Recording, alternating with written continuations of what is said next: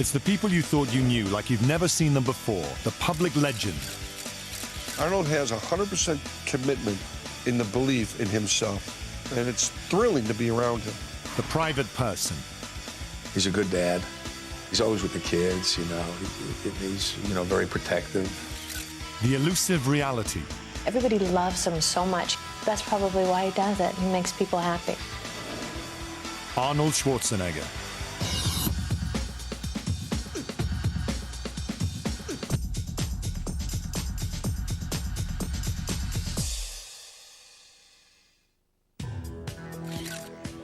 He's one of the most famous faces on Earth, a superstar actor, larger than life, known to millions by his first name, Arnold.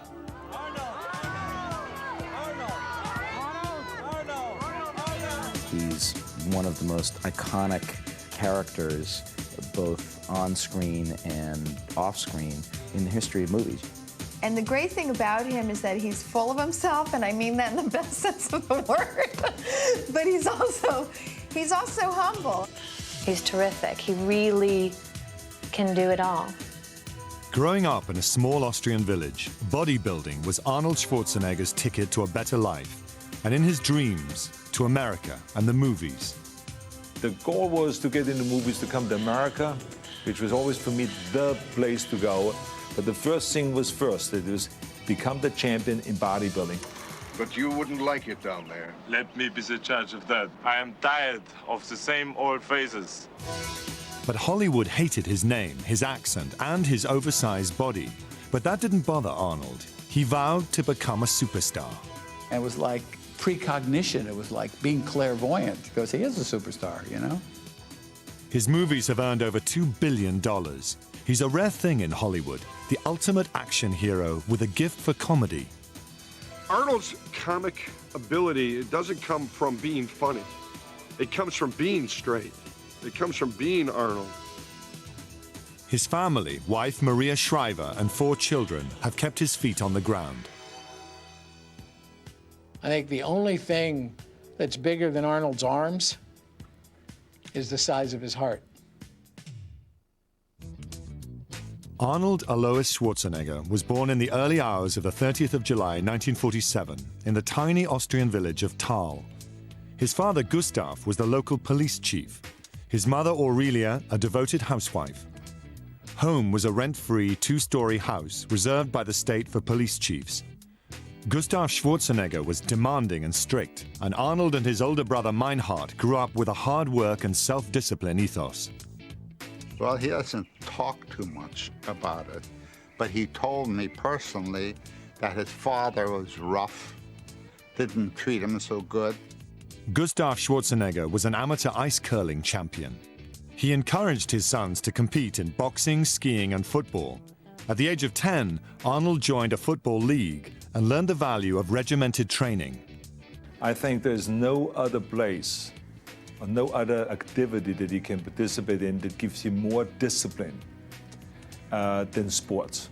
Because in sports you learn about discipline, you learn about camaraderie, and you get the message that the harder you work, the more you can achieve. Arnold was an enthusiastic pupil at school, but he also loved to escape to the local cinema. American film heroes like John Wayne and Kirk Douglas and newsreels of American life captivated him. He began to dream of a future far away from his Austrian roots. And I fantasized about coming to America. But the question really was, how do you come to America as an Austrian farm boy? I grew up in very poor circumstances, so there was no way that an Austrian could ever go to Hollywood and become really big. Arnold's life changed the summer he turned 15 after a visit to the local gym. Arnold later wrote, "The weightlifters shone with sweat. They were powerful looking, Herculean. And there it was before me, my life, the answer I'd been seeking." I remember that my first workout was so long that next day, everything was aching, everything was sore. And I was so excited that what I trained worked, because I could really feel my whole body. Arnold became obsessed with bodybuilding, and he soon discovered it might be more than a way out of his small town. It might be his ticket to the movies. And one day, I saw a movie, a Hercules movie, and there was Reg Park, who won Mr. Universe 3 times. And I found out that, muscles and Mr. Universe title got him into movies and got him to star in this extraordinary Hercules movies. Look out, Theseus!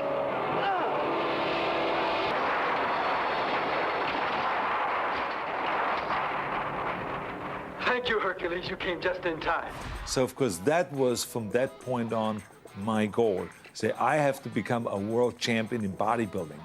That's how I get into movies. The 6-foot, 11-stone 15-year-old rapidly began to transform his body. Boom, boom, boom. I was like exploding, kind of. It was going from 150 pounds to 250 pounds within 4 or 5 years. So, of course, some of them say, man, you're taking this too far. I'm really worried about it. This couldn't be healthy. And others were really admiring it. As he began winning junior bodybuilding contests, his confidence grew. Here's a young guy, 17, 18, 19, winning titles, people applauding him. So that made him feel that he was special. And that's what gave him all the confidence to go ahead in life. After a compulsory 1-year stint in the Austrian army, Arnold moved to Munich in 1966 and went on to win the Best-Built Man in Europe and Mr. Europe. He met and trained with his idol, Reg Park, and learned Park's training regime. In the 1967 Mr. Universe contest, the self-proclaimed Austrian oak blew everybody off the stage. At just 20 years old, Arnold Schwarzenegger became the youngest Mr. Universe in history. Joe Weider, who was building a fortune with men's muscle magazines and health products, sent Arnold a telegram inviting him to compete in the American version of the Mr. Universe competition in Miami. Weider also sent his airfare. Arnold had finally got his ticket to America. I remember I came over here with no money, with just a gym bag. And I was received with open arms. I saw for the first time the generosity of the American people. In Miami, Arnold was in for a shock. He was the biggest, but not the best. He was a well-built guy, but I knew he wouldn't win because he was too bulky. In Europe, they trained for size instead of for definition and proportion and beauty. After Arnold lost the competition, he vowed it would never happen again. He accepted Joe Weider's offer to help him move to Venice, California, take a small salary from his magazine to write a fitness column, and train at the epicenter of American bodybuilding, Gold's Gym. I met Arnold at the old Gold's Gym. I knew right away this guy's going to the top because he had a focus. You know usually when somebody's going to the top. At Gold's Gym, Arnold's intensity became legendary. He invented new exercises to develop and define individual muscle groups. He worked out with good friend and flatmate Franco Columbu, a powerlifter he'd met in Germany, and he studied ballet to hone a posing performance that was second to none. That's the idea.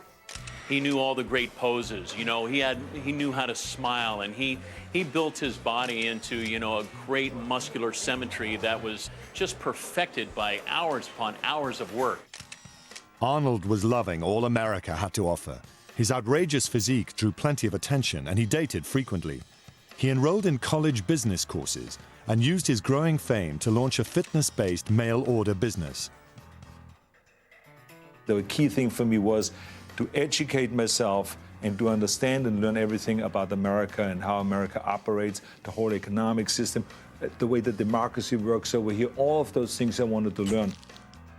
In 1969, shortly after Arnold's 22nd birthday, Joe Weider was asked to recommend a bodybuilder who could act in a new film called Hercules in New York. Weider told the producer about his protege, Schwarzenegger. He asked me, well, could he act? I said, are you kidding? The guy was a Shakespearean actor in Vienna. And he believed me. And that's how he got the role. Zeus has only to speak now for Hercules to obey. But before its release, the producers decided Arnold's thick accent and unpronounceable last name had to go. Arnold made his film debut with a dubbed voice billed as Arnold Strong. It doesn't even look like me. Look. What are you doing? Oh, wow. The hard part for any actor, anybody performing on film, is to learn how to use their gifts properly in a film performance. The thing is that Arnold Schwarzenegger started as an athlete, not as an actor. He never trained himself as an actor. And I think that first movie, Hercules in New York, you know, he was coming at it as an athlete. This inauspicious start was not what Arnold had hoped for. When I ask agents or producers or studio executives if I could go and try out for a movie, they all laughed because they said, hey, you're 10 years too late. The 60s are gone. He says, this is the 70s now. And now the stars are Dustin Hoffman, Warren Beatty. He says, this guy's a skinny guy. Still not Mr. Universes. You know, now it's like the anti-hero kind of a look. Forget it. Why don't you go back in the health food business and maybe run a gymnasium or something like that?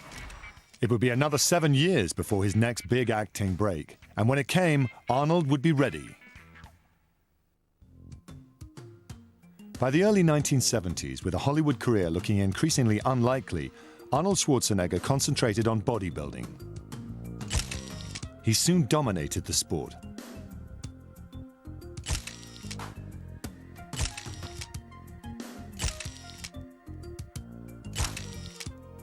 But his success was tempered in 1971 by the loss of his brother Meinhard in a fatal car accident, and his father Gustav from a stroke a year later.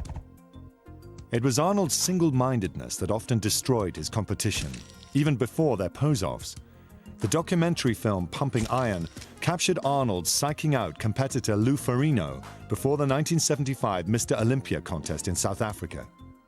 If you retired this year, you just never had the Olympia, but you had twice the universe. What the hell? That's not too bad either. Pumping Iron was a showcase for Arnold's natural screen presence. I think Arnold always had a great presence. I mean, you look at Pumping Iron. I mean, that's a fabulous movie, and he just knocks everybody out. There's one thing that there is no doubt about at all, which is Arnold Schwarzenegger is interesting. He's interesting to watch on screen. One and only Arnold Schwarzenegger. Arnold felt he'd taken his bodybuilding as far as he could. After winning a record 7th Mr. Olympia title, he retired. I only stopped competing, but I'm not stopping bodybuilding. It's the greatest sport. Thank you. Bodybuilding had been good to Schwarzenegger. With Joe Weider's encouragement, he'd invested his winnings and mail-order business profits into property. Less than 8 years after coming to America almost penniless, Arnold had made his first million. I've always thought of Arnold as one of the smartest men I've met, you know, in or out of the movie business. Financially secure, Arnold now began to apply the lessons he'd learned from bodybuilding to his acting career. I asked myself, what did I do to become the world champion in bodybuilding? Well, it was 5-6 hours of training a day. Then I had to ask myself the question, am I doing that right now? No. So therefore, I had to jump in and do exactly the same things. So I took voice lessons, acting lessons, accent removal lessons. In 1975, director Bob Rafelson cast Arnold as a bodybuilder in the offbeat comedy Stay Hungry, starring Jeff Bridges and Sally Field. Rafelson sent Schwarzenegger to Eric Morris for a 12-week crash course in acting. He was very articulate and picked up things like that. Arnold is very perceptive, you know. I saw that immediately. Arnold's reward was Best Newcomer at the 1978 Golden Globe Awards. While Hollywood was learning how to best use Schwarzenegger's unique appeal, Arnold was becoming a favorite at celebrity events. In 1977, he attended the Robert Kennedy tennis tournament, hosted by members of the Kennedy clan, including 21-year-old Maria Shriver. I ran into her and I met her. I think it was Tom Brokaw that actually introduced us. And We went dancing on the dance floor, and then we ate together, and it was like, you know, like this. And then she took me up to Hannesport the next day after the tennis tournaments, and it was like love at first sight. Maria, a broadcaster on the rise, was President John F. Kennedy's niece. She'd grown up surrounded by political power and privilege. Her father, Sergeant Schreiber, was the original head of the Peace Corps. Her mother, Eunice, sister of JFK and Robert Kennedy, had founded the Special Olympics in the 1960s. She had everything that I always dreamt of, that I wanted in a woman. She was gorgeous, beautiful woman with long dark hair, which I always liked. She had an outstanding personality. She was very smart, you know, and she's just an extraordinary woman. The couple couldn't have been more different. Arnold was a Republican, Maria from Democratic royalty, but their ideologies didn't matter. The Schreiber family and Arnold, you know, is like, that doesn't fit, does it, you know? But I think they have a lot of fun with it. In May 1979, Arnold received his degree in economics and business from the University of Wisconsin. That year, he was also offered his biggest part to date, the lead in the sword and sorcery epic Conan the Barbarian, for producer Dino De Laurentiis and director John Milius. Dino De Laurentiis became kind of like a father figure for me, as much as Joe Weider was for me in bodybuilding. I remember the first few days of filming Conan the Barbarian, he came to me and he says, "Hey, Schwarzenegger, you're Conan." You know, he was so proud that he picked the right guy. The role was perfect for him. When you look back on it, his talent was raw in Conan, but his talent is who he is. Released in 1981, Conan the Barbarian grossed over $100 million and earned Schwarzenegger a devoted following. That camera either loves you or it doesn't, and you can't predict. But maybe the fact his idiosyncrasies were just enough to make you relate to him as more the common guy, and yet a super version of the common guy. Arnold Schwarzenegger had become the action movie star he had dreamt of, but he had more, even bigger ambitions. By the early 1980s, Arnold Schwarzenegger had achieved unprecedented success as a bodybuilder and embarked upon a new career in the movies. His hard work had paid off. Conan the Barbarian had made him a star. Audiences fell in love with the very things the casting agents said wouldn't work in Hollywood: Arnold's supersized body and thick accent. When you think about the top movie stars in the world, they're not straight cookie-cutter model types that you'd see in magazines, you know, modeling, you know, men's clothing. They're all sort of unusual in some way. They're all interesting. In September 1983, Arnold was made a citizen of the United States. I wouldn't live any other place in the world. My God, this is the greatest country in the world. You can do anything you want. He says, I'm going to take advantage of everything. After filming a sequel to Conan the Barbarian, Arnold went on a hunt for a new character, a new movie persona. He soon found it in a film that would change the course of his career. It was called The Terminator. When I was approached about Terminator 1, I remember that the first thing that I was approached for was to play the hero. The Terminator was a low-budget film by an unknown but talented director, James Cameron.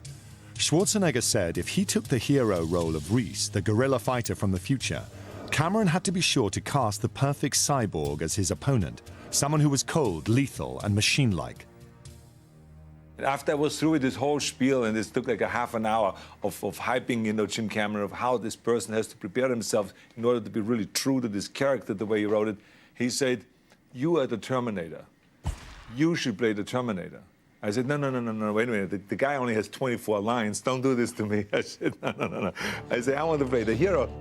In Cameron's ingenious script, the Terminator is sent from the future to eliminate the mother of a yet unborn rebel leader. Arnold would make the Terminator his franchise character.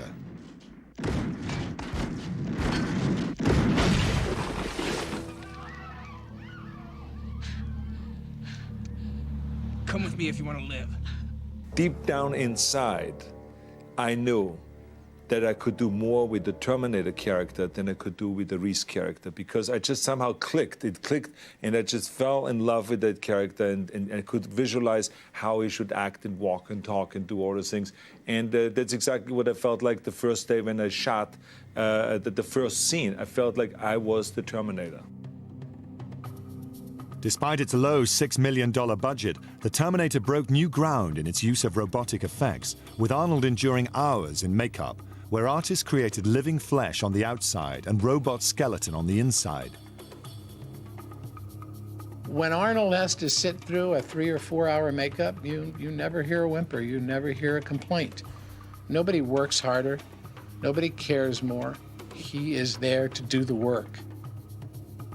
Time magazine called the futuristic thriller one of the year's 10 best films.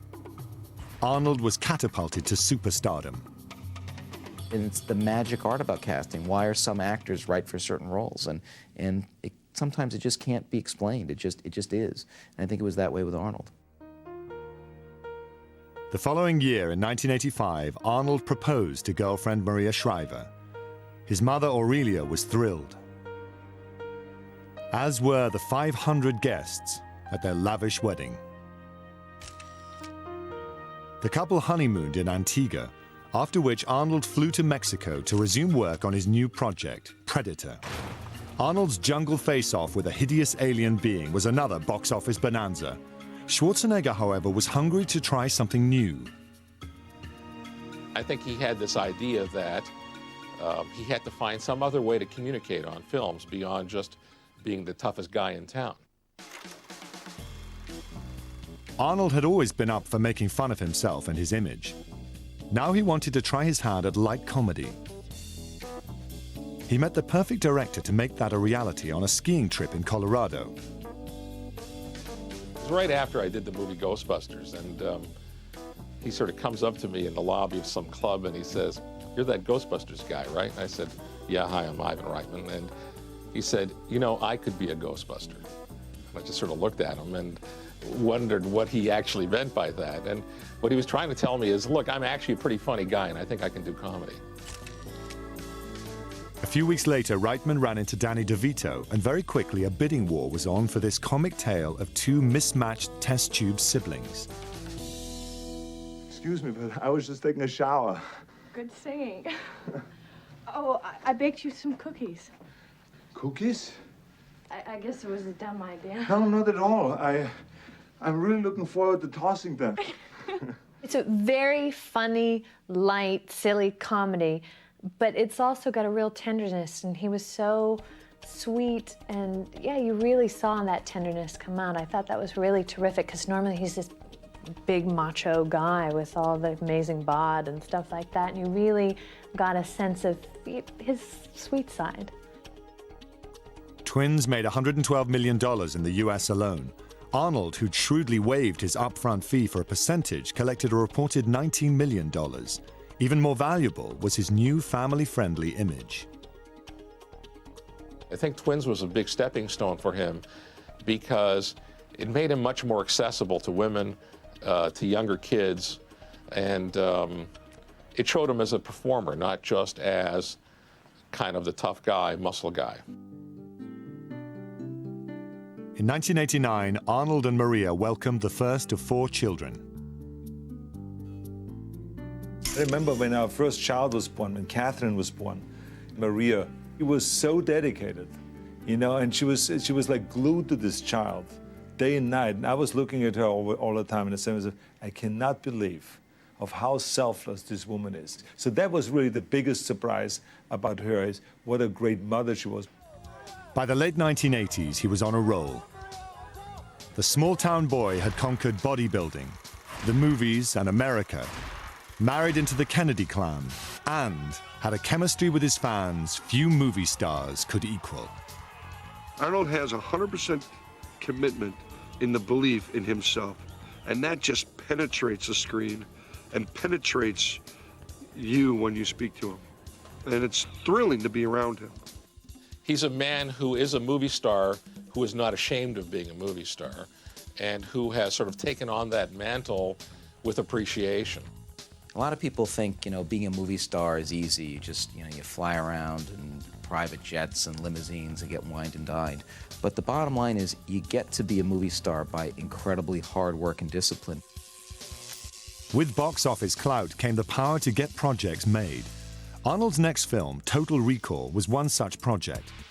Ronald Shusett, the co-writer-producer of the smash hit Alien, had tried for 9 years to bring Total Recall to the screen. It seemed doomed, sunk in the bankruptcy of a company owned by Arnold's old friend, Dino De Laurentiis. So Arnold called me. He said, "Ronnie, you ready to make Total Recall?" I was just totally stunned. I said, "Well, Arnold, yeah, I'm ready to make it, but it's part of Dino's bankruptcy now. It's tied up in Dino's bankruptcy." He said, "I know, I untied it."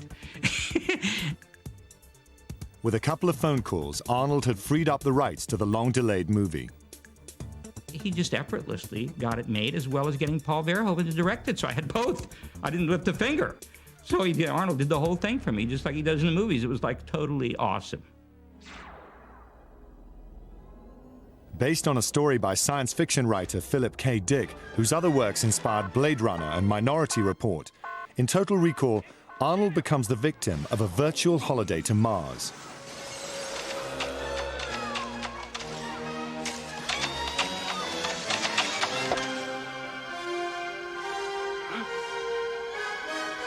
Catch! Get ready for a surprise! The structure he loved.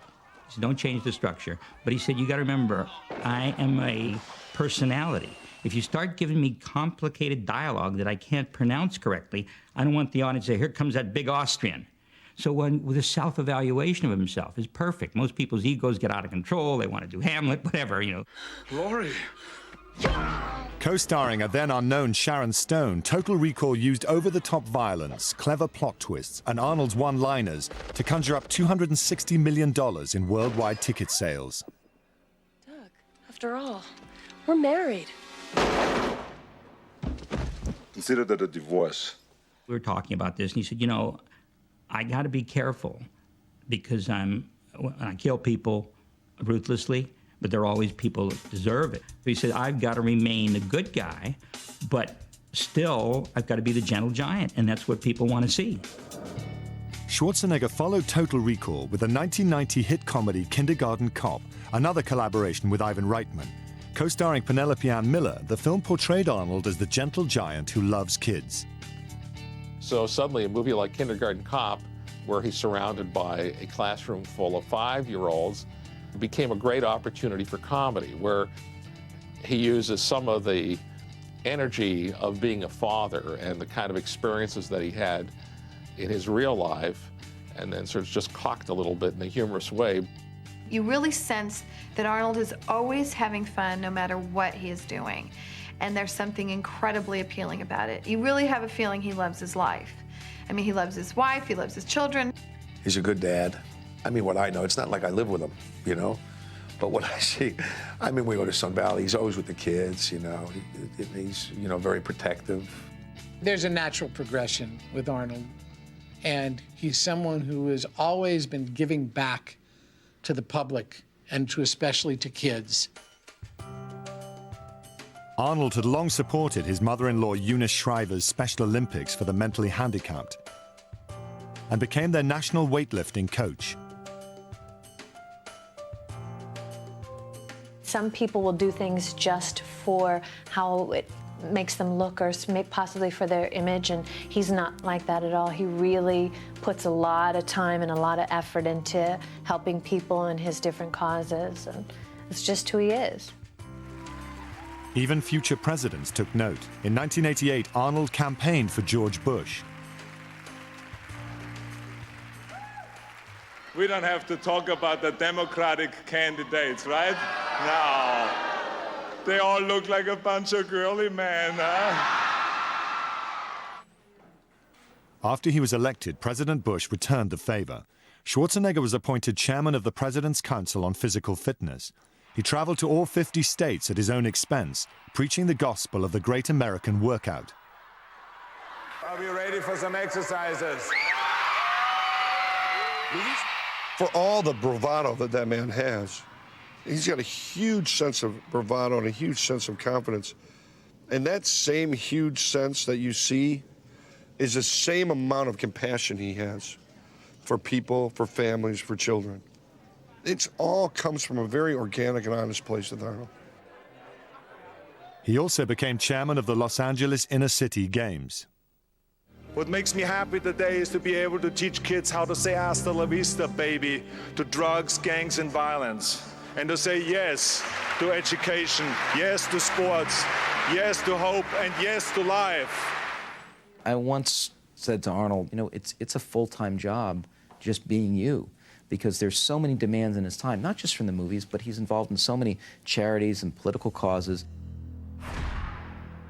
By 1991, it was felt the time was right to turn out the sequel to The Terminator. At Arnold's insistence, he returned as a kinder and gentler cyborg in Terminator 2: Judgment Day. The Terminator character is interesting to play because you can play him one time as a villain, then you can play him as the savior and as the good guy. At the time of its release, it was the most expensive movie ever produced. With over $516 million in box office sales, the returns were equally impressive, making it one of the 20 highest-grossing films of all time. Arnold's a showman. He loves to entertain. He loves to amaze the world. His ego is so in check that he said, look, I've never seen myself as a superb actor, and I don't care to be one. I want to do just what I'm doing. I want to make great movies. I want audiences to love the movies, and I hope they'll like me in them. Arnold's American dream had become a Technicolor blockbuster. He had hit movies and lucrative property deals, including a $10 million development in Venice, California, complete with an Austrian restaurant. And he'd embarked upon a high-profile joint venture with fellow action heroes Sylvester Stallone and Bruce Willis in the themed restaurants Planet Hollywood. His popularity was at an all-time high. In 1993, Schwarzenegger was paid an unprecedented $15 million to star in The Last Action Hero. The film was a huge disappointment to both audiences and critics. Arnold was mortal after all. He's a very confident guy. I think he sees life beyond just acting. At the same time, he's very competitive. He wants to do his best. He wants to win. And when you don't win, it hurts. I don't care what heights you achieve in this. I don't care what heights you achieve. What is inevitable is that there's a slide backward. And if you put all your apples in that basket, if that's your life, and that slide happens, which it will, those are the people that wind up hurting themselves. Box office flops were part of the game, but Arnold had to prove he had staying power. By 1994, his films had grossed nearly $2 billion at the box office. But when The Last Action Hero failed to live up to expectations, it was the first time Arnold experienced what most actors take for granted, the highs and lows of showbiz. I was surprised how much it hurt him. I thought he was inured to it. And to me, I like that. He said, I'm not used to it. He said, it's a bad feeling. He said, to make a movie that nobody likes. He said, money hits as you had. He said, I don't like that to happen. Arnold took personal responsibility for the failure of the film and vowed to do better next time. In a business known for inflated egos and outrageous demands from its superstars, his approach was unusual. It makes you embarrassed almost to say that you're an actor when you hear some of the things that people demand. They serve less purpose to the community than a garbage collector, and they take themselves seriously. So Arnold is on the good side of that bracket. For his next project, Arnold brought back an old and trusted ally, director James Cameron. True Lies features Arnold as a suave super spy whose wife Jamie Lee Curtis thinks is a mild-mannered salesman. Blending comedy and action sequences, True Lies was one of the biggest films of 1994. Arnold was back in the type of character he knew audiences liked best. He knows his range, and if that's what makes him popular, why mess with it? I think he knows what he can do well, and that's what's made him so famous and so good at what he does. Schwarzenegger was not afraid to gamble, however, with how far he could push his ultra-masculine image. In Junior, his third comedy with director Ivan Reitman, Arnold starred as the world's first pregnant man. Audiences, however, were indifferent. I actually think it's the best of the 3 Arnold Schwarzenegger movies that I directed. It actually tested the highest of the 3 movies, but it did the least in the box office. And it's because audiences, I guess, didn't want to see him play a pregnant guy. At the same time, he was very proud of it. We were disappointed, but we moved on. In 1997, after appearing as comic villain Mr. Freeze in Batman and Robin, Arnold joined co-star George Clooney at Planet Hollywood. George, you want to explain about how you got those muscles? Yeah, those were all store-bought. I don't want to brag or anything. That year, doctors discovered a defective valve in the 49-year-old. Arnold agreed to elective heart surgery. He made a complete recovery. A month after surgery, he felt well enough to promote Batman and Robin back home in Austria.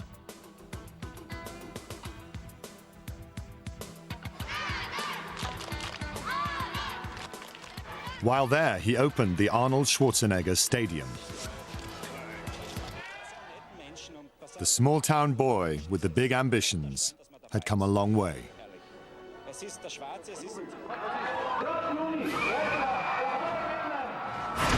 1998 became a year of tributes.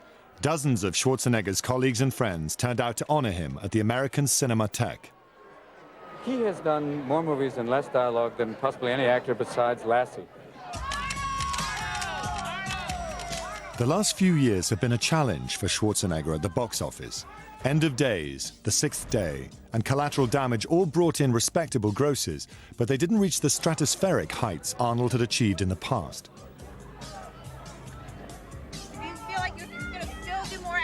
Are you getting a little tired? Well, you have to ask my wife. I do action all the time at home, so I mean, ask her. I don't think he wants to continue repeating himself, though, because you can't do it any better or any bigger than he's done it. Terminator 3 was released in the summer of 2003.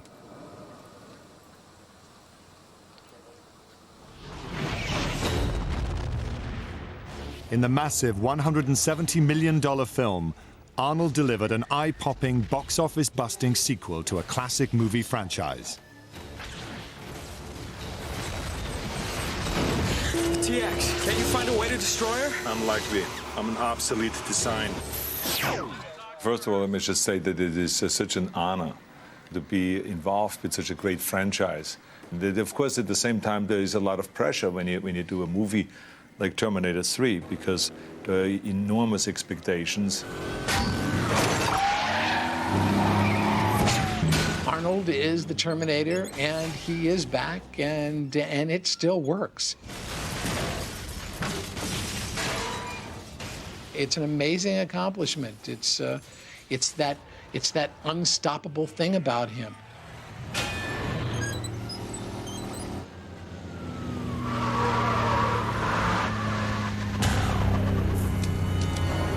I'll drive. In the film, Arnold battles with the technologically superior TX Terminator. T3 delivered the cutting-edge effects fans had come to expect. Desire is irrelevant. I am a machine.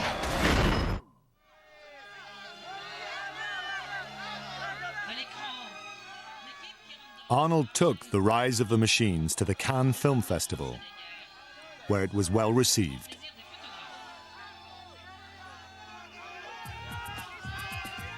But by now he was ready for another challenge. In 2002, he persuaded California's voters to pass an initiative promising millions for after-school programs. It is important for me, since I have gotten the opportunities here in this country to be successful, that I help other kids to be successful. After conquering bodybuilding and film, Schwarzenegger declared politics his next challenge. Congratulations, Governor Schwarzenegger. Now governor of California, he's at the helm of the 5th largest economy in the world.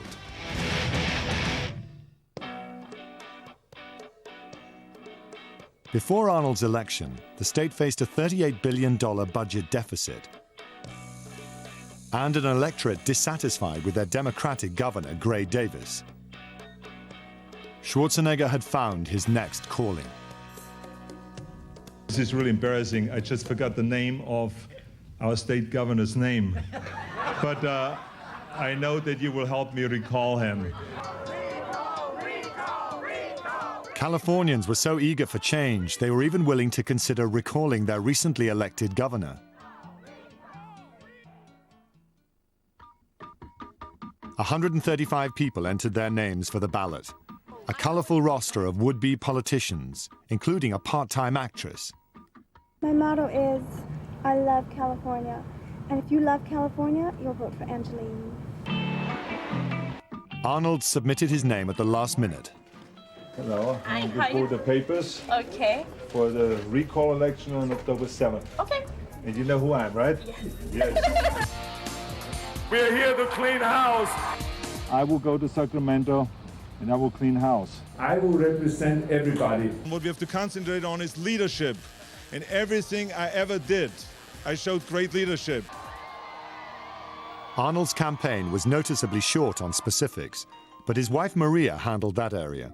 Already a veteran of countless family campaigns herself, she insisted on adjusting his message, less on celebrity and more on the issues.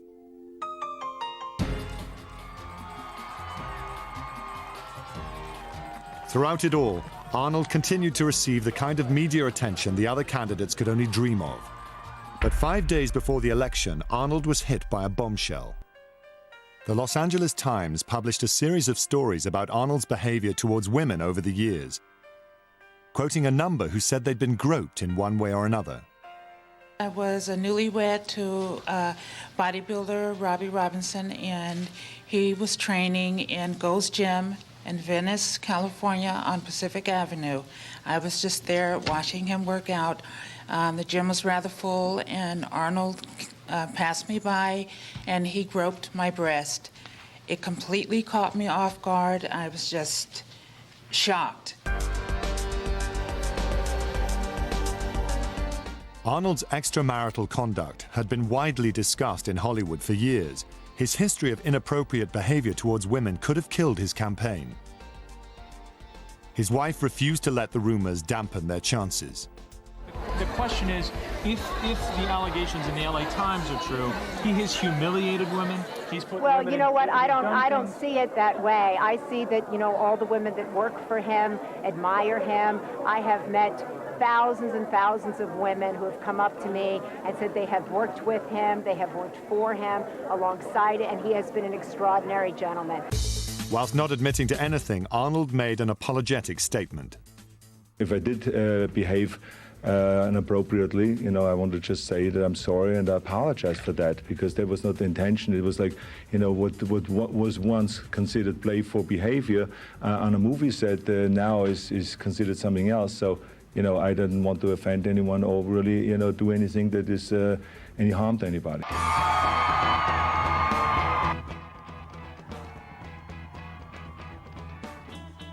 The clear message about Schwarzenegger's sex life is that Californians, and maybe all Americans, don't care very much about the sex lives of their politicians anymore.